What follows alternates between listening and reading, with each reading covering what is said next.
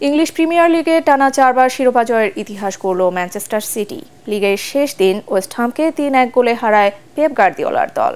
তাই আরেক ম্যাচে এভারটনের বিপক্ষে আর্সেনাল জিতলেও দ্বিতীয় স্থানে থেকেই এবার সন্তুষ্ট থাকতে হলো মাইকেল আর্তেতার দলকে। রিপোর্ট করছেন এস.এম. আশরাফ। ইতিহাদের গ্যালারি ছেড়ে মাঠ দখলে দর্শক সমর্থকদের, অন্যদিকে ফুটবলাররা মাঠ ছেড়ে চলে গেলেন গ্যালারির কাছে নিরাপত্তা বলয়ে। শেষ বাঁশি বাজতেই আর্লিং হল্যান্ড, রদ্রিরা তো রীতিমতো প্রাণপণে ছুটলেন টানেলের দিকে।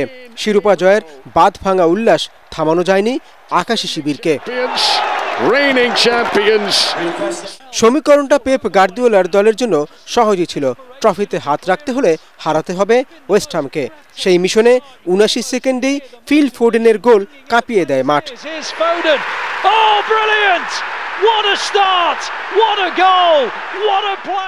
আর্সেনাল তখন এভারটনের বিপক্ষে 1 গোলে পিছিয়ে। এদিকে এই ইংলিশ স্ট্রাইকারের শটে 2 গোলে এগিয়ে যায় পেপ গার্দিওলার দল। সমর্থকরা শিরোপার সুবাস পেতে শুরু করেন।